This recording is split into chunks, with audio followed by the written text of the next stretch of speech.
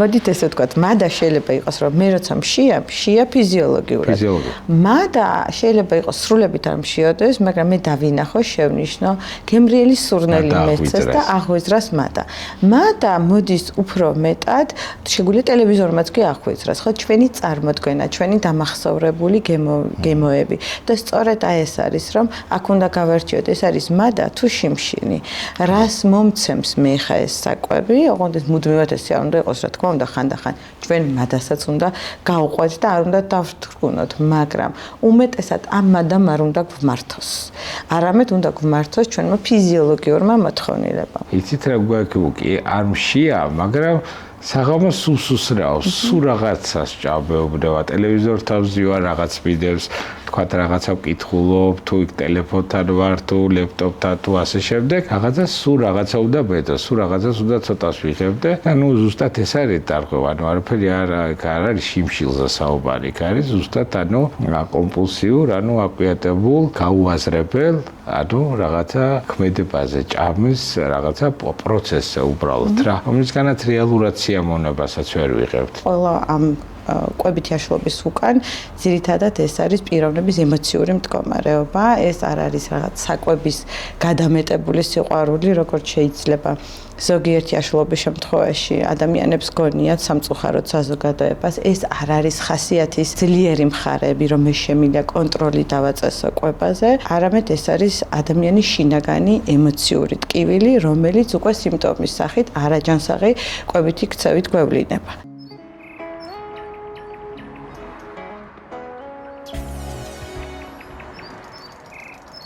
გამარჯობა, კეთილი იყოს თქვენი მობრძანება პოდკასტში, როცა კელი გაიკეტება სივრცეში, სადაც მენტალურ ჯანმრთელობასთან დაკავშირებული და ხშირად უჩინარი საკითხები ხმამაღლა განიხილება. დღევანდელი პოდკასტის თემა კვებითი აშლობები, ფიქრობ ალბათ ერთ-ერთი ყველაზე აქტუალური და საინტერესო თემა და ჩვენი სტუმარია კვებითი ფსიქოლოგი, ადამიანი, რომელსაც აღნიშნული განათლება და გამოცდილება აქვს მიღებული საზღვარგარეთის ძალიან ბევრ წამყვან კლინიკაში და ჩვენ დიდი ხანია თანამშრომლობთ და ძალიან ხარული ვარ და ბედნიერი ვარ, თუმცა თქვენთან თანამშრომლობის საჩებია. მოგესალმები, თუმცა კეთილი იყოს თქვენი მობრძანება ჩვენ პოდკასტში და ალბათ შევეცდებით, რომ ჩვენს მსმენელს და მაყურებელს მოუყვეთ, აუხსნათ და გავაცნოთ კვებით აშლობას გამოწვევები, მისი მიზეზები, მართვა და ამ შემდეგ და ამ შემდეგ. დიდი მადლობა პირველ რიგში მოწვევისათვის, ჩემთვის ძალიან დიდი პატივია ამ პოდკასტში მონაწილეობა. შევეცდები საინტერესო პოდკასტი იყოს. კი ბატონო, ნუ პირველ რიგში ალბათ კვებითი აშლობა ნიშნავს, რომ უკვე გასვასყოთ ეს არის დარღვევა, ანუ ეს არის მენტალური პრობლემები, რომელიც გულისხმობს კვების დაავადების რეგისტრში გადახვევას, ეს არ არის უბრალოდ რაღაცა მცირედი გადახვევა კვებისგან, ეს არის უკვე ჩამოყალიბებული მენტალური პრობლემები, რომლებიც არა მარტო მენტალური დისკომფორტის და დისბალანსის დონეზე ავლენენ თავის ნეგატიურ ზემოქმედებას, არამედ ცხოვრების ძალიან ბევრ ასპექტში იჭრებიან სოციალურ კომპონენტში და ასევე ძალიან ხშირად რისკებსაც ქმნიან, ანუ ფიზიკურ ჯანმრთელობასთან დაკავშირებით. კვებითი აშლობები, რაც 4 ძირითად ჯგუფად იყოფა, ანუ ნერვული ანორექსია და ბულიმია მეტნაკლებად ნაცნობია საზოგადოებისთვის, ასევე გადაჭარბებული კვება, ეგრეთ წოდებული binge eating-ი, ასევე არანაკლებ ნაცნობი გახდა, ასე ვთქვათ, საზოგადოებისთვის და არის კიდევ ეგრეთ წოდებული, ეს არის ორთორექსია, ანუ ეს რაღაც უფრო ახალი ფენომენია და როდესაც ადამიანები, ასე ვთქვათ, გადაჭარბებულად ცდილობენ, რომ სწორად და ჯანსაღად იკვებან. რას გვეტყვი ამ დაავადებებზე და მოდი თითოეულს მიმდევრობით მიყვეთ და აუხსნა ჩვენ მაყურებელს. მენტალური ჯანმრთელობის სერიოზული პრობლემა რო არის 4-ვე მათგანი და რა თქმა უნდა სერიოზულ ზიანს აყენებს აგრეთვე ფიზიოლოგიას ადამიანის, თუმცა ძალიან ხშირად ესე მითები რაც არის გავრცელებული, რომ თითოეულ დიაგნოზთან მიმართებაში რაც გავავლოთ, ხალხის მოსაზრება ის არის, რომ ეს ან რაღაც ზეღირებულოვანი აზრი, რომ ჯანსაღი კვება არის ძალიან მნიშვნელოვანი და როდესაც კვება უკვე არა ფიზიოლოგიას ემსახურება, არამედ ზუსტად იქცევა უკვე აკვიატებულ აზრად, რომ იდენტობის ნაწილი ხდება, მე ვარ კარგი თუ კარგად ვიკვებები, განსაკუთრებით კი მოზარდობის პერიოდში, როდესაც პიროვნება ეძიება საკუთარ თავს, ცივილიზაციამ, სოციალურმა მედიებმა განაპირობა, განსაკუთრებით დღევანდელ დღეს საკმაოდ გავრცელებული არის კვებითი აშლობები და კოვიდის დროს ალბათ დამეთანხმებით რომ იმატა ამ ყველაფერმა. რომ დავიწყოთ ახლა ნერვული ანორექსია და ნერვული ბულიმია დიდი ხანია არსებობს და საკმაოდ ნაცნობი არის, ასე ვთქვათ, დასავლეთისთვის, თუმცა საქართველოში მაშინ, როდესაც 90-იანები იყო და არ ქონდა საკვები, ესე ფუფუნების საგანი ვერ გახდებოდა და ვერ გახდებოდა ჩვენი იდენტობის ნაწილი, ამ შემთხვევაში ესეთი ჭარბი რაოდენობით არ ხდებოდა ესეთი შემთხვევები. დღესდღეობით ნერვული ანორექსიის ძალიან ბევრი შემთხვევა, აგრეთვე ნერვული ბულიმიის, უკონტროლო ქცევის, კომპულსური კვების, ეგრეთ წოდებული binge eating-ის და ნერვული ორთორექსიის. რა სხვაობა არის და რა საერთო მახასიათებლები ხო? ყველა ამ კვებითი აშლობის უკან ძირითადად ეს არის პიროვნების ემოციური მდგომარეობა, ეს არ არის რაღაც საკვების გადამეტებული სიყვარული, როგორც შეიძლება ზოგიერთი აშლობის შემთხვევაში ადამიანებს გონიათ სამწუხაროდ საზოგადოებას, ეს არ არის ხასიათის ძლიერი მხარეები, რომ მე შემიძლია კონტროლი დავაწესო კვებაზე, არამედ ეს არის ადამიანის შინაგანი ემოციური ტკივილი, რომელიც უკვე სიმპტომის სახით არაჯანსაღი კვებითი ქცევით გვევლინება. ნერვული ანორექსიის შემთხვევაში ეს არის შიში, პათოლოგიური მატების შიში და დამახინჯებული საკუთარი სხეულის აღქმა, ან როდესაც პიროვნება კარგავს ობიექტურ აღქმას, თუ როგორ გამოიყურება საკუთარი სხეული და ამის შედეგად ისინი საკმაოდ ზღუდავენ საკვების მიღებას, მიმართავენ არც თუ ისე სახარბიელო და ცხოვრების სასიცოცხლო ფუნქციებისთვის სახიფათო ქცევებს, რის შედეგადაც უკვე იმყოფებიან მანკიარ წრეში, როგორც ემოციური ტკივილის თვალსაზრისით, აგრეთვე რა თქმა უნდა ფიზიოლოგიური თვალსაზრისით და ძალიან ხშირად სამწუხაროდ ლეტალობით მთავრდება და უამრავი გართულებები გვაქვს. ახლობთ 20%-ია სიკვდილიანობა საერთაშორისო სტატისტიკით, რაც ალბათ ძალიან მაღალი ციფრია. დიახ და სამწუხაროდ ძალიან გაახალგაზრდებული არის მისი ასაკი. სიკვდილი რაღაც მოლოდინი აქვს ხოლმე, რომ ეს მე მალე არ დამემართება, განსაკუთრებით მოზარდებს, რადგან გონიათ, რომ მათი ჯანმრთელობის პრობლემები გადაავადებულია, თუმცა ეს ხშირ შემთხვევაში მოზარდობის პერიოდში დგება სამწუხაროდ. რაც შეეხება უკონტროლო კვებით ქცევას, binge eating-ს, ამ შემთხვევაში ხშირად უჭირთ თითქოს განსხვავება, ალბათ თქვენც გქონიათ ის, რომ ბულიმიასთან ვერ ახდენენ ესე მკვეთრ პარალელს ვერ ავლებთ საზოგადოება, თუმცა ეს სრულებით განსხვავებულია, ორივე მათგანს ახასიათებს უკონტროლო კვების ეპიზოდები, თუმცა რა თქმა უნდა საერთო ის არის, რომ გამოძახილი რაც განაპირობებს ეს ემოციების შფოთვა, ტრამვები სხვადასხვა, სილამაზის სტანდარტები, ამის დაუკვებული სურვილი ისევე როგორც ნერვული ანორექსიის შემთხვევაში, თუმცა ნერვული ბულიმიის შემთხვევაში ისინი მიმართავენ სახიფათო, სიცოცხლის სახიფათო ქცევებს, როგორც არის საფაღარათო მედიკამენტების, ან ჩარბდენი მედიკამენტების თვითნებური მოხმარება, რაც რა თქმა უნდა უკვე ზიანს აყენებს მათ ფიზიოლოგიას და არა თუ მედიკამენტების, არამედ ხშირად ხელოვნურად გამოწვეული პირღებინება, რაც უკვე სხვადასხვა პრობლემებსაც განაპირობა ალბათ ყველაზე მძიმე პრობლემებს იწვევს და რაც თავარია მიუხედავად იმისა, რომ შეიძლება ადამიანს აუხსნა, რომ მაგალითად როდესაც არის ბულიმიის დროს ჭარბად საკვების მიღება და მიმართავს სხებინებას, რეალურად ეს წონის კლებაზე საერთოდ არ მოქმედებს, იმიტომ რომ ის ნივთიერებები, ნახშირწყლები, რომლებიც ძირითადად ასოცირებულია და იწვევს წონის მატებას, პირის გულშივე შეიწევება მათი აბსოლუტური უმეტესობა და უკვე კუჩის ჩასული საკვების ამოღება მხოლოდ და მხოლოდ ცილოვან დანაკარგს იწევს. ეს ინფორმაცია რა თქმა უნდა მნიშვნელოვანია ასეთი პაციენტებისთვის, მაგრამ მიუხედავად ამ ინფორმაციის მიწოდებისა, ეს ადამიანები ვერ წყვეტენ, ასე ვთქვათ, ამ ჩვევის და ამ ქმედების, ასე ვთქვათ, კომპულსიური ქმედების შეჩერებას, ისევე როგორც თქვათ საფაღარათო საშუალებები, იმიტომ რომ ვიცით რომ მუდმივად მათი მიღება ალბათ ადამიანი მედიცინაში რო არ იყოს შეხედული, ისედაც მიხვდება რომ ჯანმრთელობისთვის საზიანო იქნება. მაგრამ იმდენად ძლიერია, ზეღირებულვა, ნაკვიათება რეალურად, ხო? დიახ. ალბათ შევთანხმდეთ, რომ ნერვული ანორექსია არის, ობსესიის აკვიატების ერთ-ერთი ფორმა და იმდენად ძლიერია, რომ მიუხედავად რაციონალიზაციისა, გააზრებისა, პრობლემის უმეტეს შემთხვევაში მისი მართვა ჩვენი მხრიდან ვერ ხდება, ჩვენ უძლურები ვართ მის წინაშე. დიახ, ეს არის აკვიატებული აზრები, რომელიც მათ მუდმივად აწუხებთ.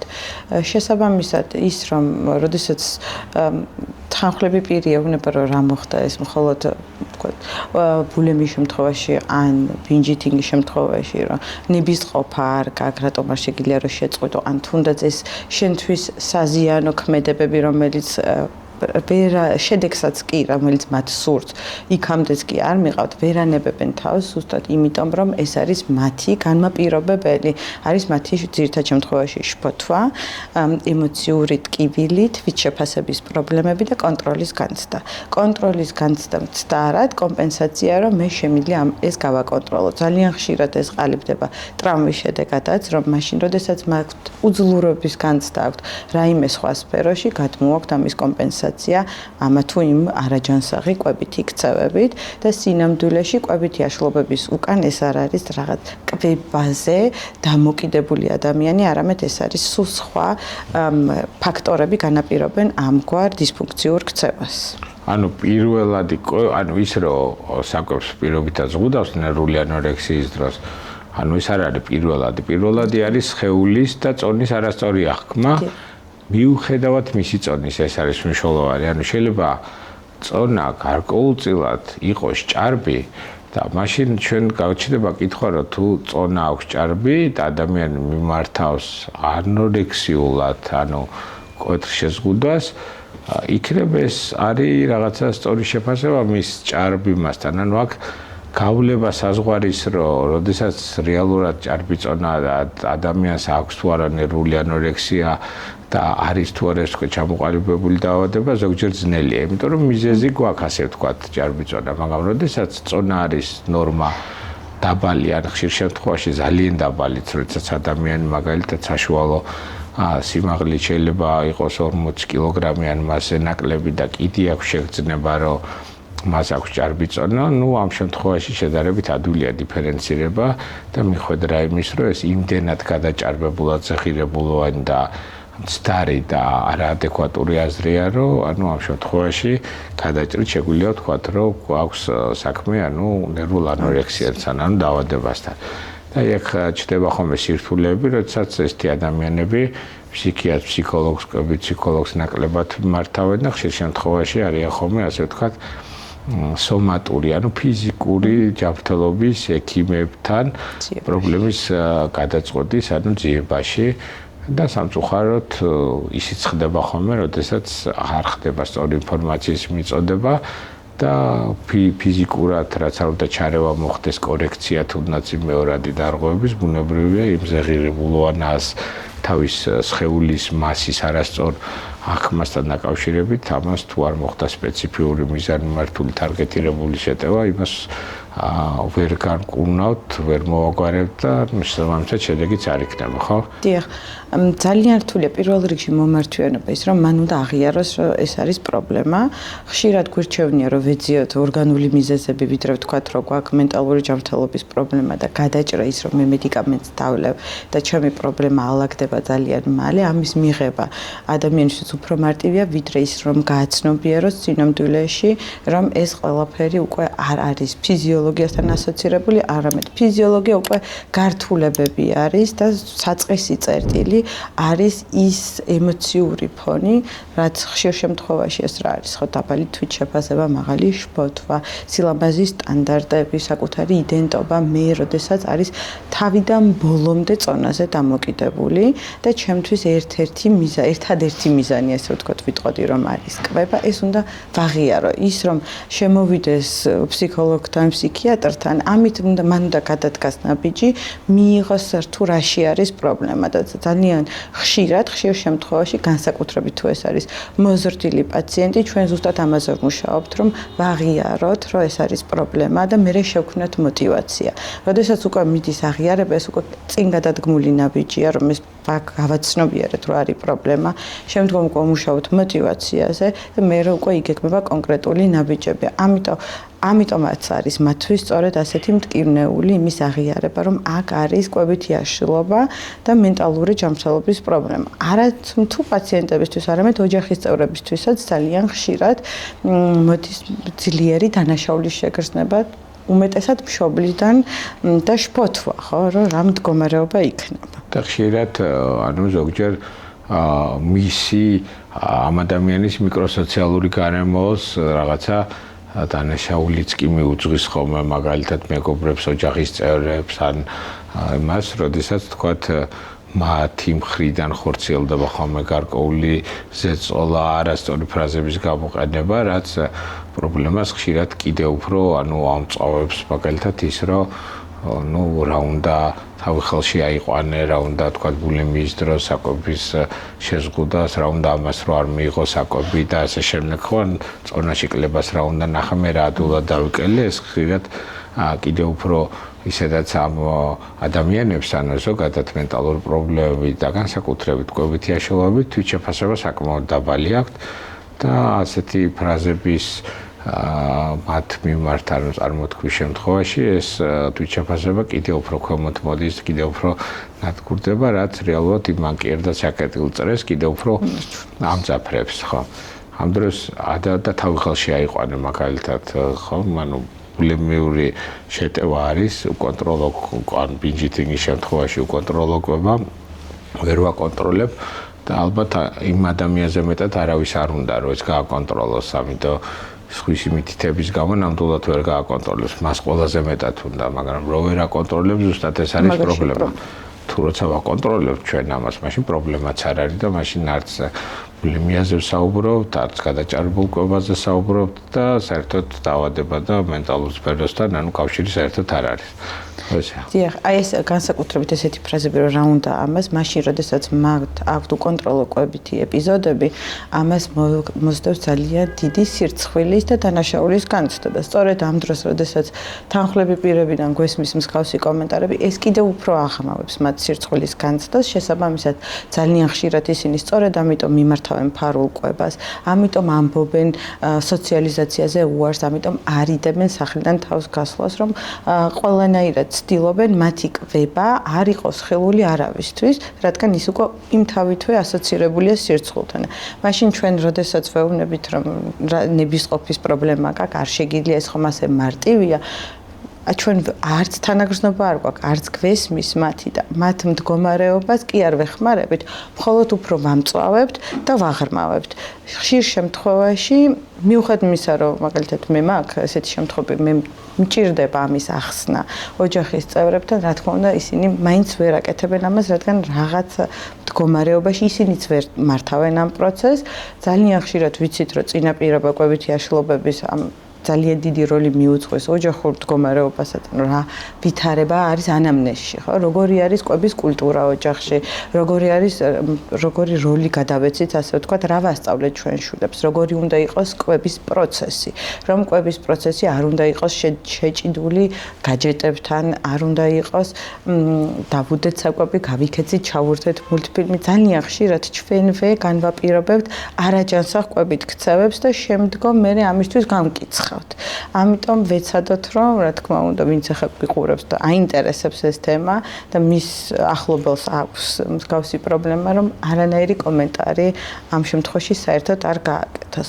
რაც შეეხება კონტროლს, დღეს საკმაოდ აქტუალურია, რომ გააკონტროლონ საკუთარი კვებითი ქცევები და ესეც განაპირობებს არაჯანსაღ დამოკიდებულებას კვების კუთხით, ხო? მაშინ, როდესაც ცდილობენ მოიხმარონ მხოლოდ ჯანსაღი საკვები და ამით მოიწონონ თავი, რომ საკუთარი იდენტობის ნაწილი ხდება, ხო? მე თუ კარგად ვიკვებები, კარგი ადამიანი ვარ. დავდო სოციალურ ქსელში ამის შესახებ პოსტი, მაშინ სადაც უამრავი მოზარდი არის, რამდენად ჯანსაღად ვიკვებები ადრე ვიძინებ, მივმართავ სხვადასხვა ფიზიკურ აქტივობებს, რა თქმა უნდა, ყველაფერი ზომიერი არის კარგი და არაფერი გადაჭარბებული. კონტროლით საკვებზე უნდა იყოს ზომიერი და იმისათვის რომ ეს გნებავთ ერთი მხრივ არ გადავიდეს არაჯანსაღყვებით ქცევაში, რომელიც მოიცავს ან საკვების შეზღუდვას, ან პირიქით გადამეტებული საკვების მიღებას, ან ძალიან რაღაცა მონომიმართულებით კვებას, მხოლოდ ჯანსაღი საკვების მოხმარებას და კიდევ უფრო მეტად რაციონის შემცირებას. ყველაზე კარგი არის ზომიერება, რომ ყველაფერი არსებობდეს რაციონში, ცნობიერად, ისე რომ მოვუსმინოს ჩვენს ორგანიზმს და არ მივანიჭოთ საკვებს იმაზე მეტი ღირებულება, ვიდრე მას აქვს. ეს არის რეალურად საკუთარ თავზე ზრუნვა და საკუთარ ფიზიოლოგიაზე ზრუნვა.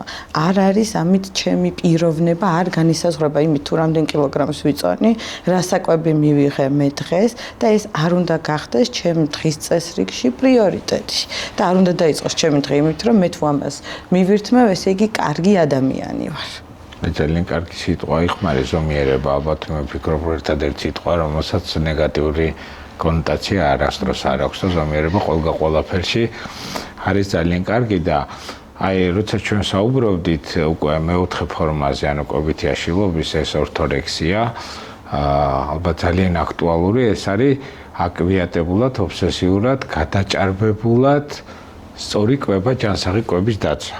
ანუ რეალურად საბოლოო ჯამში, ანუ ასეთ კვება, ანუ ჩვენ რაღაცა ჯანსაღ კვებას იმიტომ უნდა მიმართოთ, რომ თავი უფრო ჯანმრთელად ვიგრძნოთ და უფრო ბედნიერად, ხო? დაგვეხმაროს რაღაცა როგორც ფიზიკურ, ასე ვთქვათ, ჰარმონიულ და ჯანმრთელ მდგომარეობაში ყოფნაში, ასევე ფსიქოლოგიურ ჯანმრთელ ყოფნაში, მაგრამ თუ ეს უკვე ორთორექსიაზე გვაქვს საუბარი, ანუ თუ ეს ზეღირებულოვანად ჩვენ ვიცავთ გადაჭარბებულად, ზედმიწევნით, რაღაცა აკვიატების დონეზე ვიცავთ ჯანსაღ კვებას, რეალურად უკვე მისი სარგებელი გაცილებით უფრო ნაკლებია, ვიდრე მისი, ანუ ნეგატიური გავლენა ჩვენს ჯანმრთელობაზე, იმიტომ რომ ასეთი ზედმეტი ზრუნვა თუნდაც ჯანსაღ კვებაზე ძალიან ძლიერ შფოთვას იწევს. და ეს ყველაფერი მე გარკვეულ თავის არა მარტო შფოთვის და ემოციურ არასტაბილურობას განაპირობებს, არამედ უკვე ასეთი ზედმიწევნით დაცვა შეიძლება გარკვეულ ფიზიოლოგიურ, ნეიროენდოკრინოლოგიურ და უამრავ ფაქტორებზეც ახდენდეს გავლენას, იმიტომ რომ ახლა კვება არ უნდა იყოს შეზღუდვების ხარჯზე, ეს გარკვეულწილად უნდა გახდეს კომფორტული. და რაღაც ჩვევა ისეთი, რომელიც ჩვენთვის სტრესული არ იქნება. ამ შემთხვევაში ეს ჯანსაღი კვებაც, ასე ვთქვათ, სასარგებლო, ხო, ჩვენთვის? ნამდვილად, ჯანსაღი კვება გულისხმობს იმას, რომ მე ვიკვებები მაშინ, როდესაც მაქვს შიმშილის შეგრძნება და ზუსტად ეს მარწუხები გნებავთ კვებითი აშლილობების დროს, გნებავთ ორთორექსიული, ანუ როდესაც ეს ჯანსაღი კვებაზე გვაქვს ესეთი აქცენტი, ძირითადად მაინც არის ყოველთვის ჩარჩოებში. ანუ უწესებენ ჩარჩოებს, რომელსაც მე ვეღარ ვიცავთ და ეს ჩარჩოებიდან გადახვევა თავს თუდად გვაგრძნობინებს. იმისათვის და სინამდვილეში ავწდით იმას, თუ როდის მშიამე, იმიტომ ჩვენ ორგანიზმს რეალურად აქვს თავისი ბიორიტმი, სეზონურადაც სხვადასხვა მოთხოვნილებები აქვს ჩვენს ორგანიზმს, ხო, ზამთარში გვჭირდება უფრო მეტი სითბო და თუ უნდა ვისწავლოთ, რომ მოусმინოთ, რომელი საკვები უნდა ჩვენს ორგანიზმს. ეს არ გულისხმობს, რომ ჩვენ მხოლოდ ჯანსაღი საკვები გვინდა, მაგრამ ამავდროულად ევოლუციურად ჩვენი გემოვნების პრეფერენციები არის სხვაგვარად უფრო ორგანულზე დასწავლილი. ამას გარდა უამრავი გასტროენტეროლოგიური პრობლემა რატომ არსებობს? ჩვენ ბიფიდობაქტერიები, რომელიც ჩვენთან ერთად ვითარდებოდა, ისინი ხო ევოლუციურად ორგანულ საკვებზე არიან აწყობილი და არა იმ რაფინირებულ საკვებზე და სწრაფი მომზადების ობიექტები, რასაც გვაწვდიან ჩვენ. სწორედ ამ დროს, როდესაც მე უკვე მარკეტინგის, ასე ვთქვათ, მსხვერპლის, სოციალიზაციის, სოციუმის, რომელსაც მე თვალყურს ვადევნებთ სოციალური მედიით, ხო, სადაც მუდმივად არის ერთხელ როდესაც ნახავ რაღაცა, თუნდაც ვარჯიშს, ან ჯანსაღყვებას, მე ის გამუდმებით ამოდის და ჩვენ პრაიმინგს ესე ვთქვათ, ინფორმაციას მაწვდის და ამაზე ხვდები დამოკიდებული, რომ სულ ეს უნდა მივიღო. ავწდი. მე უკვე ყვებას აღარ ვფიქრობ, როდის მშია, რომელი საკვები, რა გემოსვეცებ, მინდა მე ხა ვთქვათ, ტკბილეული თუ უფრო ცილოვანი ხორცი, ნახშირწყალი, აღარ ვფიქრობ ამაზე. ამას გარდა ყვების პროცესში დავილაგებ საკვებს და ჩემი გონება მიდის სხვაგან. ვუყურებ ან ტელევიზორს, ვისვენებ შეჭიდული მაგ განტვირთვასთან და ვეღარც აღვიქვავ იმ ჩემ გემოვნების რეცეპტორებს, როდის დავნაყარდი. და სწორედ მთავარი მიზანი კვებითი აშლილობებიდან, როდესაც გამოვდივართ, ან ჯანსაღი რო შევინარჩუნოთ კვებასთან, ეს არის, რომ ვიკვებო მაშინ, როდესაც მშია, დავიცვა ის ზომიერება და შევიგრძნო, როდის დავნაყარდი და მივიღო აგრეთვე რა თქმა უნდა სიამოვნება. მაშინ, როდესაც ჩემ თეფშზე ჯანსაღი კვების დროს ორთორექსიის შემთხვევაში ისინი ხომ ნელ-ნელა ზღუდავენ, ჯერ ხილს იღებენ, შეიძლება ამოიღონ ხორცით და უმეტესწილად გადადიან შემდგომ უკვე მცენარეულ პროდუქტებზე და ძალიან ხშირია აქაც უკვე გარდაცვალება და ამაზე საუბარიც კი მიდის, ხო?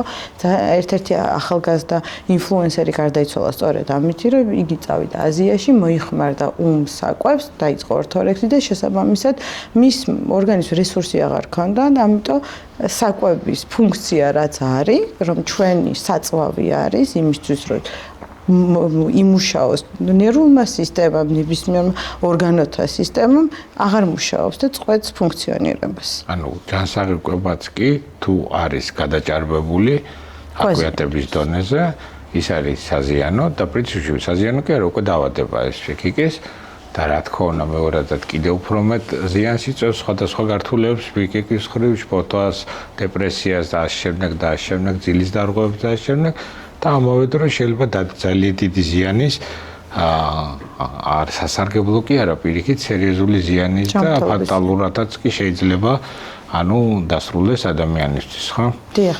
და რომ მაინც ალბათ ყველაზე კარგი რეგულატორი და ყველაზე ჭკვიანად დამგეგმავი და მენეჯერი მაინც ჩვენი ორგანიზმია თვითონ და არ არის ადამიანის ორგანიზმი მოწყობილი ისე, როგორც მაგალითად რაღაც ტექნიკა, ფოტოკამერა, რაღაცა, რომელმაც 24 საათი, კვირაში 7 დღე ან წელიწადში 12 თვე მუდმივად ერთი და იგივე რეჟიმში იმუშაოს, ხო? ეს ცვალებადია, ახსენეთ სეზონურობა, უამრავი ფაქტორი, ჩვენი ცხოვრების წესის ცვლილება, დაძაბულობის ცვლილება, ასე შემდეგ და ასე შემდეგ, ხო? სასიამოვნო, სასიხარულოვანი პირიქით ნეგატიური ინფორმაციები, რომლებიც უნდა ახდენდნენ ბუნებრივად გავლენას ჩვენს ემოციურ მდგომარეობაზე და მათ შორის ჩვენს კვებას, ხო? ის რომ ადამიანს სიტუაციურად მე შფოთვით დაავადებაზე კი არ გულისხმობ, უბრალოდ სიტუაციური შფოთვა ხო არ არის დაავადება, ეს არის ბუნებრივი ჩვენი ცხოველყოფილობის, ანუ ევოლუციურად ჩამოყალიბებული რეაქცია გარკვეულ სტრესზე, ანუ სტრეს ფაქტორზე, ხო ისეა? და ის რომ შფოთვის გამო თუ ეს შფოთვა დროებითია სიტუაციური დაავადება არ არის, მაგ დროს ბადა მაგალითად მოიმატებს და ნახშირწყლების მიღება, ანუ ტკბილის მიღება, მოგვინდება, ეს არის სრულიად ბუნებრივი ჯანსაღი და სწორი პროცესი. უბრალოდ იქაც არ უნდა იყოს ეს ჭარბი, ხო? რა თქმა უნდა, არ უნდა იყოს სისტემური. კი, აი მაგ დროსაც ჩვენ ძალადობთ ორგანიზმზე და როდესაც ორგანიზმი გთხოვს, რომ აი ამ ჩარჩოებიდან იდეალური ბრჭყალების ჩარჩოებიდან არ გავიდეთ და ახაც მუდმივად შეზღუდვები დაუყენოთ რაღაცა პერფექციონისტული იდეალური კვების თვალსაზრისით, ეს უკვე მეორე დამატებით სტრესს წარმოადგენს, როგორც ფსიქიკურ სტრესს, ასევე ანუ ფიზიკურ სტრესს და ორგანიზმი ზიანდება. ნამდვილად.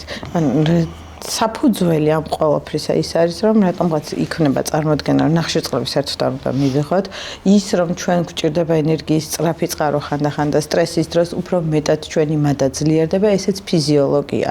ზუსტად ეს არის, რომ ინტუიციური კვების დროს არ იგულისხმება, რომ მე უარს ვამბობ რაიმე საკვების კატეგორიაზე, არამედ ვიაზრებ, რომ ხანდახან მესაჭიროება ძილი დამაკლდა, შეიძლება რაღაცა ნერვიულობის წყარო იყოს, რაღაცა შფოთვა გაჩნდეს და მე ამით დამჭირდეს იმ მომენტში კომპენსატორული სტრატეგია, ხო? მივმართო ნახშირწყლებს, რომ მომცეს თუნდაც უფრო მეტი ენერგია. მე ამას ვაცნობიერებ, მაგრამ მაშინ ხდება ეს სახიფათო, როდესაც ეს უკვე იწევს ერთი და იგივე ქცევის ჩვევას, როდესაც ეს უკვე სულ მეორდება და მაშინ, როდესაც მე განვიცდი ძლიერ დისკომფორტს, აღარ მაქვს რესურსი იმისა, რომ მივმართო, ზუსტად გავუმკლავდე ამ სიტუაციას კვების გარეშე.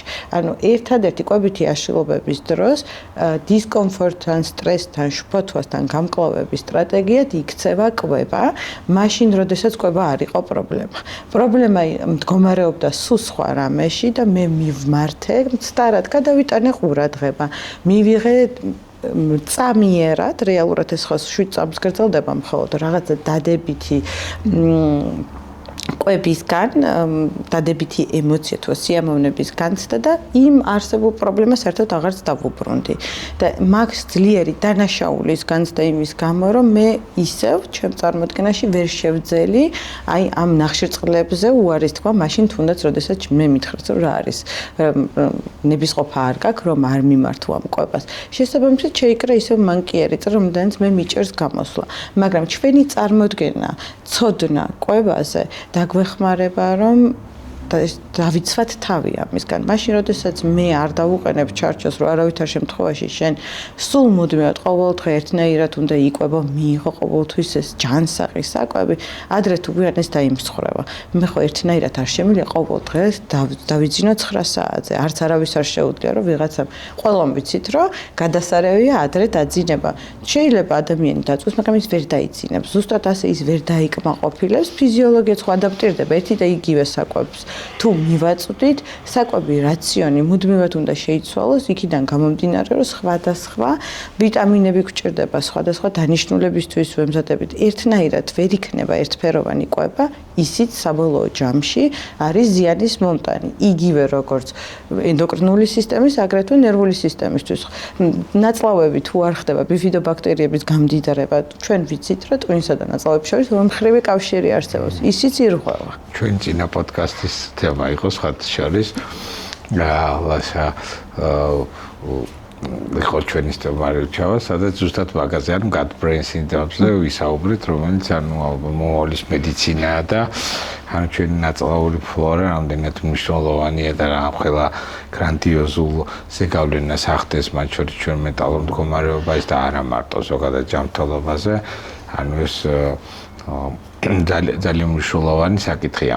ჩვენ როდესაც ანუ კვების რეგულირებას როდესაც აღაშია, არის ძალიან საინტერესო ფენომენი ახსენე, ეს არის ინტუიტიური კვება, რომელიც არის ერთ-ერთი კვებით აშლილობის დროს სწორი მექანიზმი კვების, იმიტომ რომ მე როგორც პრაქტიკოსი ექიმი ხშირად ხვდები ანუ ადამიანებს, რომლებიც მომართავდნენ და მანამდე კვებით აშლილობასთან დაკავშირებით სხვადასხვა სპეციალისტთა უკუნალობენ, რომლებსაც აქვთ ხოლმე ძალიან კაცრ ჩარჩოებში მოქცეული კვებითი რეჟიმები წინასწარ გამზადებული, რომელიც რა თქმა უნდა შეიძლება სუფთა ასე ვთქვათ სომატური მედიცინის თვალსაჩინარიდან გამომდინარე შეიძლება ის იყოს იდეალურად შერჩეული ასე ვთქვათ ცილოვან ცხიმოვან ბალანსი ვთქვათ მინერალები ვიტამინები და ასე შემდეგ მაგრამ თუ არ არის ძალიან მკვეთრი წონის დეფიციტი და საშიშროება რაღაც სიცოცხლესთან შეუთავსებელი პრობლემების ну ასეთი მკაცრი ასე ვთქვათ კვებია შესრულება ეს უკვე კიდე დამატებით სტრესს ექმნის ადამიანს და ხშირად ეს შემთხვევაში ძალიან ისტრესებია ხოლმე და ნუ აი ტირიან ხოლმე კიდევაც ამ კვებითი მკაცრი რეჟიმების შესრულებისა ამიტომ ზუსტად ინტუიტიური კვება არის ასე ვთქვათ ის მექანიზმი რომელიც რეალურად ყველა ასეთ ადამიანს უნდა სპეციალისტმა ასწავლოს რა კომპონენტებს შეიცავს რომ ამავე დროს ერთის ხრივ კვების რაციონი იყო საკმაოდ დაბალანსებული, მაგრამ თვითონ საკვების მიღების პატერნი ჩვენს ემოციურ სტრუქტურასთან მაქსიმალურად ჰარმონიზებული, რაც უკვე ნელ-ნელა ეტაპობრივად სწორ კვებაზე გადასვლისთვის არის ერთ-ერთი წინგადადგმული ნაბიჯი და სწორი მექანიზმი. რას გვეტყვი ინტუიტურ კვებაზე, რა არის ეს და როგორ შეიძლება თქვათ ის სწორად შევასრულოთ, ამისკენ ნელ-ნელა წავიდეთ და რაღაცა ადამიანს ჩამოუყალიბოთ, ნელ-ნელა კვებითი აშლილობის მივიყვანოთ ამ სწორ ინტუიტიურ კვებამდე. საბოლოო მიზანი სწორედ ეს გახლავთ. ამისათვის არსებობს ნაბიჯები და ძალიან პატარა ნაბიჯებით უნდა წავიდეთ. თუ არ არის წონის დეფიციტი, მკვეთრი, ამ შემთხვევაში რეჟიმები ეს არის ძალიან მაღალი შფოთვის მომტანი, როგორც აღნიშნეთ. მაშინაც კი, როდესაც არის მკვეთრი წონის დეფიციტი, ეს რეჟიმი დგინდება. ისინი უფრო მშვიდად გრძნობენ ამ დროს თავს და ეს მათი სასიცოცხლო მნიშვნელოვანი არის, თუმცა მალევე უნდა მოიხსნას, როგორც კი ის ქვედა ზღვარზე ავა ისე რომ აღარ არის სიცოცხლისთვის სახიფათო პარამეტრები, ამ შემთხვევაში მალევე უნდა გამოვიდეს სწორედ ამ ჩარჩოებისგან, რადგან ჩარჩოება მიიყვანა ეს ადამიანი აქამდე და ჩვენ ამით მხოლოდ დათმურ სამსახურს ვუწევთ და ვუნარჩუნებთ ასეთ მდგომარეობას. ძალიან ხშირად განსაკუთრებით მოზარდებს უყვართ ესეთი ჩარჩოები, რადგან ამით ისინი თითქოს თავის მშობლებს ესე აკავებენ და ამბობენ, რომ პასუხისგებლობას ისვრიან უკვე სპეციალისტებზე, რომ მათ ესე დაუნიშნეს, ეს ასე უნდა იყოს და ამავდროულად ისინი ამ მანკიერწრეში არიან გაყინული. ამრიგად ერთობნიშნულოვანია, რომ ასეთი გაწერილი სტრუქტურა არ არსებობდეს. პირველი ნაბიჯები არის ის, რომ ადამიანმა შეიცნოს, როდის მოდის შიმშილის გრძნობა. ახლა ჩვენ ვიცით, რომ სისხლში შაქრის შემცველობა დაახლოებით 3-დან 4 საათამდე ეცემა და ასეთ დროს მოდის უკვე შიმშილის შეგრძნება. როდესაც ადამიანს აქვს კვებითი აშლილობა, ან ქონდა ეს წარსულში და უკვე გამოჯამრთელების ზღვარზეა, სწორედ ჩვენი მიზანი ის რომ მან დაიწყოს ამის შეცდომა. მაშინ, როდესაც ჩვენ ვსაუბრობთ ფიზიოლოგიურ შიმშილზე, მან უნდა მოახდინოს დაკვირვება საკუთარ სხეულზე, სხეულის იმპულსებზე და მაშინ, როდესაც ეს არ უნდა გადაცდეს, არ უნდა იყოს მკვეთრი ვარდნა სისხლში იმისათვის, რომ მან მართოს თავისი შიმშილის შეგრძნება.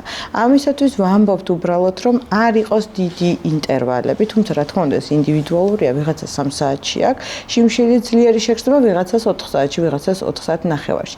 ამიტომ თავისი ბიორიტმიც რა შეიცნოს, დაკვირვებაც რომ მოახდინოს, ეს ინტერვალები უნდა ეტაპობრივად გაზარდოს. იცოდეს, რომ ხშირად მირთვას იმისთვის, რომ შემდგომ ეს გადამეტებული ფიზიოლოგიური შიმშილი მართოს. მოხონ მართოს არა იმითი თუ რა მიირთვას, არამედ მოусმინოს, როდის დანახდა. პირველ რიგში, როდესაც ფიზიოლოგიურად გვშია, რა გვინდა, ჩვენ გვინდა სწრაფად და ძალიან მით უმეტეს 21 საუკუნეში და ცხოვრება აჩქარებულია, მივირთმევთ სწრაფად. იმისთვის, რომ შევიგრძნოთ, უნდა მივირთმევდეთ ნელა და არ უნდა იყოს ეს გადამეტებული, 1 საათიც არ უნდა იყოს. თუ მე ყურადღება მაქვს სხვა რამესე გადატანი და ვუყურებ რაიმე გადაცემას, ის ჩემი კვების ეპიზოდიც იწელება და არ უნდა იყოს 20 წუთზე მეტი. არ უნდა იყოს ძალიან სწრაფი, იმიტომ რომ უნდა მოვიდეს ცენტრალური ნერვული სისტემიდან აღვიქვათ სიგნალი, რომ მე დავნაყარდი და აღარ მინდა. ნუ ამას გარდა ახლა რა თქმა უნდა ჯანსაღკვებით ქცევებს პირველ რიგში ასწავლიან მშობლები და უნდა ვიცოდეთ რასთან ერთად მივირთვათ, რომ თანმიმდევრო არსებობს ყველასათვის უნდა იყოს საუზმე, სადილი და ვახშამი და შუალედში ხემსი, ხო? იმისთვის რომ სადილი არ იწყება ჩვენს კულტურაში, არ იწყება წვნიანით. თუმცა ზოგიერთ აზიურ ქვეყანაში წვნიანით იწყებენ. ამრიგად ამაშიც უნდა დავეხმაროთ თერაპიის დროს გაცნობიერებაში თუ რომელი საკვები უნდა მოიხმაროს, მაშინ როდესაც დესერტი უნდა თუნდაც დააცადოს იმ იმპულსებს რო აღიქვას, უნდა თუ არა, ესაჭიროება თუ არა, თუ უნდა ეს სწრაფი ენერგია საიდან აიღოს, ნახშირწყლებიდან აიღოს, სწრაფი რომელი უფრო ტკბილი საკვებით დაიწყოს თუ როგორ. ხშირად ამას რა თქმა უნდა უკვე ამ პრეფერენციებს თერაპიულ პროცესში ვასწავლეთ. თუმცა პირველი ნაბიჯი ის რომ გავწეროთ კვება, ეს არავითარ შემთხვევაში, არც ერთი დიაგნოზის შემთხვევაში, თუ არ არის ნერვული ანორექსიის წონის ქვედა უკიდურესი ზღვარი, არ ვაკეთებთ. სიცოცხლის რო საფრთხეები მქრება რაღაც ძალიან სერიოზულ გართულებას. თუმცა აქვე დავამატებდი, მაშინ როდესაც ესეთი შემთხვევები არის ძალიან მნიშვნელოვნად ქვედა ზღვარზე და სპეციალისტი უკვე შეურჩევს მას ესე ვთქვათ, რომელი პროდუქტები ესაჭიროება, რომელი მიკრო-მაკრო ელემენტები, ძალიან ხშირად აგრეთვე მშობელი ხედავს წონის დეფიციტს და პირველ რიგში მოდი შფოთვა, რომ ვაიმე როგორმე მალე აკრიფოს წონა. და ამ დროს ემატება ის, რომ კარაქს უმატებენ ისე რომ ისინი ვერ ხედავენ ან აძალებენ რაღაც კალორიული საკვების მიღებას და ამაზეც მინდა რომ გავამახვილოთ ყურადღება ეს არაფრით არ შეიძლება მაშინ როდესაც გვაქვს ესეთი დაბალი წონა არა იმიტომ რომ მათი მენტალური მდგომარეობა ამ დროს კიდევ უფრო ზიანდება არამედ ფიზიოლოგიაც რომ ფიზიოლოგიურად ეს კვებაც უნდა იყოს სწორედ სპეციალისტის მიერ შერჩეული ამ შემთხვევაში ენდოკრინოლოგის ან ნუტრიციოლოგის მიერ რომელიც დაუბალანსებს თუ როგორ წავიდეს აღდგენითი პროცესები სხეულში. კვების აღდგენის ტერმინიც კი აქვს კვების აღდგენის პროცესი refeeding რომელიც გულისხმობს რომ აი ესეთი მკაცრი და ძალიან მკვეთრი შეზღუდვის მერე აღდგენასაც თავის წესი აქვს და უცბად არ შეიძლება ყველაფრის მიღება იმიტომ რომ უკვე ფიზიკურ დონეზეც ეს ორგანიზმისთვის შეიძლება იყოს ანუ გამოუსწორებელი ზიანის მომტანი. და კიდევ ანუ აი მომატები, ანუ ეს გადაჭარბულ კვებას როცა ბიჭით ეგზო საუბრობთ, ეს არის რეალურად ეს მაშინ ეს არ არის რაღაცა დროებითი ფენომენი, რაღაცა სტრესთან და გარემო ფაქტორთან ასოცირებული. ეს უნდა ვთქვათ, რომ ხა ადამიანებს არ ეკონოთ, რომ რაღაც რამოდენიმე დღე თუ აქვთ რაღაცა კვების მატება, ეს ყოველ შემთხვევაში ბიჭით იგი ეს არის რეალურად იმდენად გადაჭარბებული კვება, რომელიც მიუხედავად იმისა, რომ ჩვენ დანაყრება ვიგრძენით, თარამატო დანაყრება ვიგრძენით, არამედ გადავსებაც კი ვიგრძენით და რაღაცაირად ვხედავთ, რომ კუჩი აღარ ეტევა და მიუხედავად ამისა, რაღაცა მექანიკურად რომ ვიღებთ საკვებს, ეს არის ასე ვთქვათ, ეს გადაჭარბებული კვების დაავადება, რომელიც ეს არ არის ერთდღიანი, ორდღიანი რაღაც გარდამავალი ეპიზოდის სახით გამოვლენილი, არამედ ეს არის ხანგრძლივი პერიოდის განმავლობაში, როდესაც ის უმართავი ხდება და უკვე როგორც დაავადება, ასე ვთქვათ, ეს ჩამოყალიბდება. რომელსაც უკვე ჭირდება, ასე ვთქვათ, სულ სხვა მიდგომა, ანუ სხვანაირი მკურნალობა და მისი როგორც კომპულსიური ქმედების, ანუ ობსესიურ კომპულსიური ყველა უკვე ვიცით ფართო საზოგადოებისთვის კარგად გახდა ეს ორი ტერმინი, ანუ როგორც კომპულსურ ქმედებას, ანუ აკუატებულ ქმედებას, ასე ვთქვათ, ისევ და მიუდგეთ და უმკურნალოთ, იმიტომ რომ ამის უბრალოდ შეჩერება, ანუ შეუძლებელია. ძალიან ხშირად არის რომ ცდილობენ ამის შეჩერებას სხვადასხვა მეთოდებით, ხო, თუნდაც პრეპარატებით და გონიათ რომ არსებობს ბევრი ესე ვთქვათ გასახდომი პრეპარატი და ძალიან ხშირად მიდგომა იმისა რომ ესე თანხლები პირი ხედავს აქ ჭარბწონას და თვალსაჩინო მათთვის სიმპტომი არის რომ მათ აწუხებ წონა იმის იქით იმის აღქმა რომ ამ წონის უკან რა იმალება და არ არის რეალურად გადამეტებული კვების სიყვარული და არამედ კონკრეტული საკვები პროდუქტის მიმართ სიყვარული არამედ ეს არის თვითონ განუსაზღვრელი ულუფები რომელიც თვალსაჩინო არის და საგრძნობლად ადამიანთა უმრავლესობა ამგვარ ულუფებს ფიზიკურად ვერ მოიხმარს.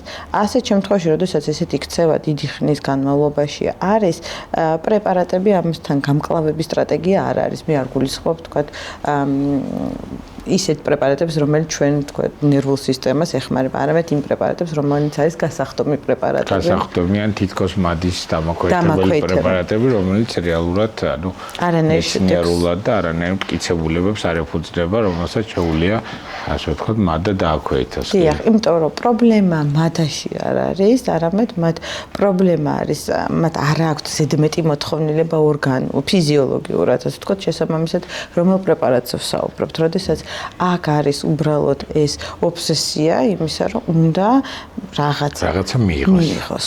არშია. მადა არის, როდესაც გშია. მადა, მოდით ესე ვთქვათ, მადა შეიძლება იყოს, რომ მე როცა მშია ფიზიოლოგიურად. მადა შეიძლება იყოს სრულებით არ მშიოდეს, მაგრამ მე დავინახო, შევნიშნო, გემრიელი სურნელი მეცეს და აღვიძრას მადა.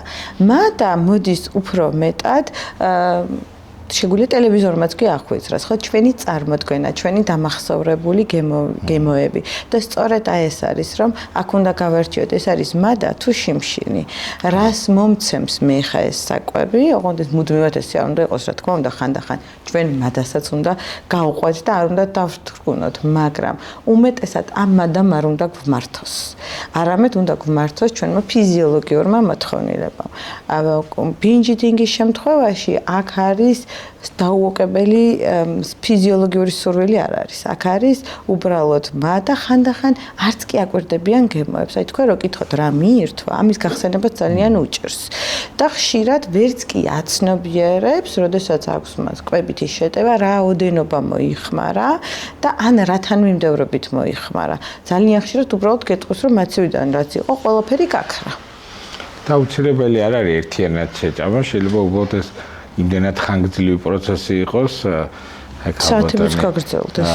ელინე რო იყო ჩვენი სტუმარი, სუსტაობა დავარქვით ავას, იმიტომ რომ საზოგადოებაში ესე აი იცით რა გვაქვს არ მშია, მაგრამ საღამოს სუსრავს, სულ რაღაცას ჭაბეობდება, ტელევიზორთან ვზივა, რაღაც ვიდეოს, თქვა რაღაცა ვკითხულობ, თუ იქ ტელეფონთან ვარ, თუ ლეპტოპთან, თუ ასე შემდეგ, რაღაცა სულ რაღაცა უნდა ბედო, სულ რაღაცას უნდა ცოტას ვიღებდე და ნუ ზუსტად ეს არის დარღვევა, ანუ არაფერი არ არის შიმშილზე საუბარი, იქ არის ზუსტად ანუ კომპულსიურ, ანუ აკვიატებულ, გაუაზრებელ, ანუ რაღაცა ქმედებაზე ჭამის რაღაცა პროცესზე უბრალოდ რა, რომლისგანაც რეალურად სიამოვნებასაც ვერ ვიღებთ და ხშირ შემთხვევაში ვერც კი ვიგებთ ზოგჯერ რა რაოდენობა მივიღეთ, არა მივიღეთ, იმიტომ რომ შეიძლება უამრავი სხვადასხვა რაღაც აურივოთ ერთ მომენტში, ნახშირწყლები მივიღოთ, კვილი მივიღოთ, მეორე შემთხვევაში რაღაცა ცილოვანი საკვები მივიღოთ, ამას შემდეგ და ამას შერია ეს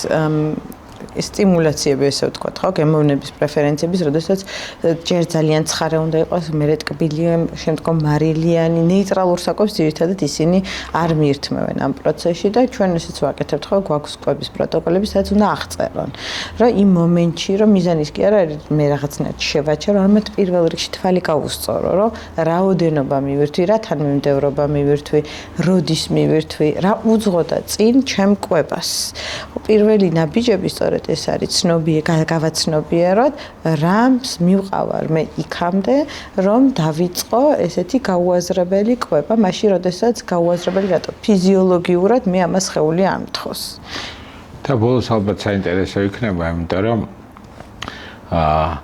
დღევანდელი მაღალ, ასე ვთქვათ, ინფორმირებულობის, სოციალური მედია, ათასიანი ციფრული არხები ანუ ძალიან ხშირად ჩვენ ხვდებით ხოლმე, ასე ვთქვათ, რეკლამას და მოწოდებებს და თუნდაც ინფლუენსერებისგან რომ არსებობს რაღაცა უნიკალური საშუალებები, საკვები დანამატები და ასე შემდეგ, რომელიც უზრუნველყოფს ყველაში კლებას, ან ჭარბი კვების, ანუ ასე ვთქვათ, მათის მოსაწესრიგებელი დამოქმედებლები და ასე შემდეგ და ნუ ხშირად რა თქმა უნდა ეს ჩვენი ადამიანური თვისებაა, რომ ყოველთვის გვინდა რაღაცა შედეგი უფრო მარტივად და სწრაფად.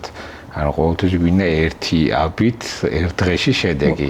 არავის არ უნდა პროცესი მართვა, თვეები მოლოდინი ამის და ნუ ასწუნება ადამიანებს უბიძგებს ხოლმე, რომ ხშირად ასე ვთქვათ, წამოვიგოთ ყველა ჩვენთაგანი მეტნაკლებად, ალბათ ესეც ცნობას და მე ეს როგორც წესი უშედეგოა, ხშირ შემთხვევაში ჯანმრთელობისთვის საზიანოა და მე როგორც ფსიქიატრი ვიტყოდი, ანუ ფსიქიკისთვისაც საზიანოა, იმიტომ რომ ეს არის ხოლმე მორიგი იმედგაცრუება, მორიგი წარუმატებელი მცდელობა, რომელიც ხშირ შემთხვევაში არ დავაბრალებთ ჩვენ იმას, რომ ვიღაცა მოგვატყუ ან მოვტყუდით, არამედ ხშირ შემთხვევაში ისევ თვით დანაშაულის და განცდას აჩენს, ანუ თვით შეფასება კიდევ უფრო ქვეითდება, რომ აი ნახე მე ესეც არ გავამოვიდა, იმიტომ რომ როდესაც მესმის და ტელევიზორიდან მეუბნევ 100 ადამიანი, რომ ამ ასე ვთქვათ, წამალმა საკვებმა დანამატმა უშველა და მაინც მე არ მიშველა,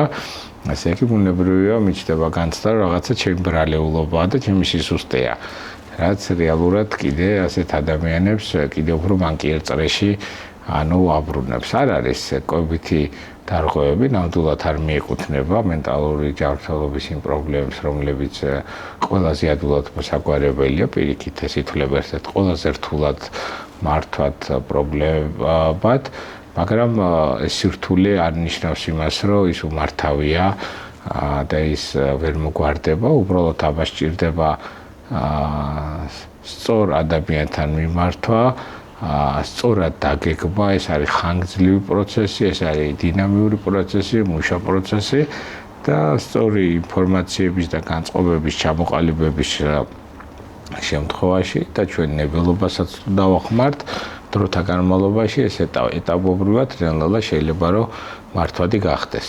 მოლოდინებში ხო ჩვენი მოლოდინები უნდა იყოს რას ველით საკუთარი თავისგან, რადგან სწორედ მაშინ როდესაც ეს მოლოდინები არ მართლდება, ასეთი თუნდაც რაღაც წახალისებული რეკლამის შედეგად, სწორედ აქ მატულობს აგრესიაც, ხშირად საკუთარი სხეულის მიმართ მიუღებლობა, ძალიან ხშირად ეს შედარებები სოციალურ ქსელში, რომ იმან ესე იყვება, ესე გააკეთა, ესე ივარჯიშა, ჩემი სხეული ასეთი ვერ არის, საკმაოდ მოწყვლადი ხდება ამ დროს ის პიროვნება, ვისაც ისედაც აქვს არაჯანსაღი დამოკიდებულება საკუთარი სხეულის და საკუთარი კვებითი ქცევების მიმართ.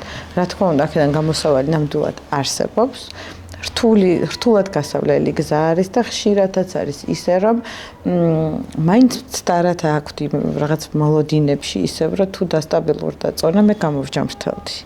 და თითქოს ეს წონა ხელშესახები არის კვებითი აშლობის შემთხვევაში, მაგალითად ნერვული ანორექსიის დროს, თუ იყო ეს კომპულსური კვება და თმასთან ახლდა აგრეთვე წონის მატება, ანუ სიმსუქნე და ეს თუ მოგვარდა, მაშინ როდესაც ვიზუალური მხარე მაინც ლაგდება, ფიქრობენ, რომ პრობლემა აღმოიფხვრა, გადაიჭრა, მაგრამ ძალიან ხშირად სამწუხაროდ ვიცით, რომ ქრონიკულ სახესაც იძენს და ამიტომ, რა თქმა უნდა, გამოსავალი არსებობს, ამათთან გამკლავების სტრატეგიებიც არსებობს, მაგრამ ეს არის ხანგრძლივი და ისევ წონაზე მოგვარებით არნიშნავს, რომ თავად პრობლემა გადაიჭრა, არამედ ამას სჭირდება ხანგრძლივი ესე ვთქვათ, ორთაბრძოლა საკუთარ თავთან. ხო, შინაგანი კონფლიქტები განაპირობებენ სწორედ ამგვარ კვებით ქცევებს. ძალიან დიდი მადლობა, მე მგონი საინტერესო იყო იმედია ჩვენი საუბარი, თქვენი მოსმენა როგორც ამ სფეროს ექსპერტის და ზუსტად ეს არის ჩვენი პოდკასტის მიზანი, რომ აი ეს ქაოტური უამრავი ურთიერთგამომრიცხავი ხშირად არასწორი გადაუმოწმებელი ინფორმაცია, ანუ ჩვენ რაღაცნაირად სწორ კალაპოტში ვიმართოთ ხოლმე და არა სპეციალისტების მიერ ვიღოთ ადამიანება სწორი ინფორმაცია და არა უამრავი დაუზუსტებელი გადაუმოწმებელი წყაროდან ძირითადად სოციალური ქსელების მეშვეობით და პირიქით აი მრჩევებით რაღაცა კიდევ უფრო შიხში არ შევიდნენ ესეთი ადამიანები.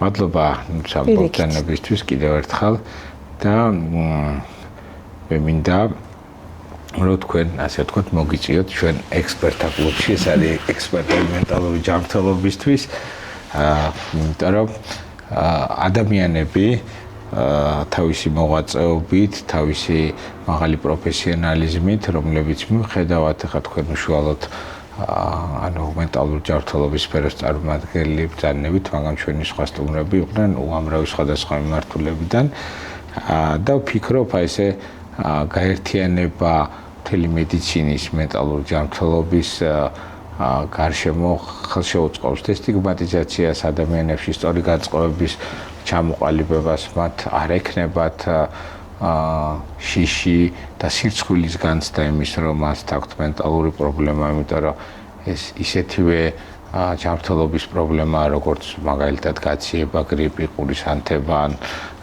გასტრიტი ან ასე შემდეგ და ასე შემდეგ და მოგიწიო ან ჩვენი ექსპერტის და კლუბის საპატიო წევრად. დიდი მადლობა. ძალიან დიდი პატივია ეს ჩემთვის. მადლობა. მადლობა.